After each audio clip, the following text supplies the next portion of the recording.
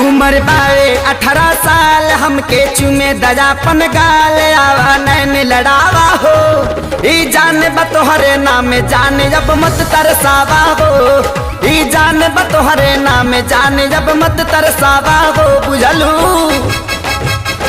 हवे भाई मोर दबंग कर दी चेहराए बदरंग आपन जान बचावा हो हमके कह के आपन जान न हम पे जान लुटावा हो हमके कह के आपन जान न हम पे जान लुटावा हो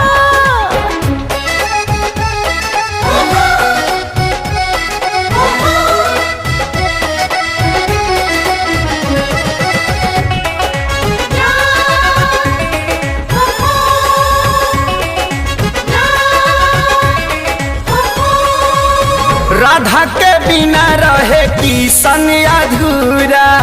तोहरा से मिलके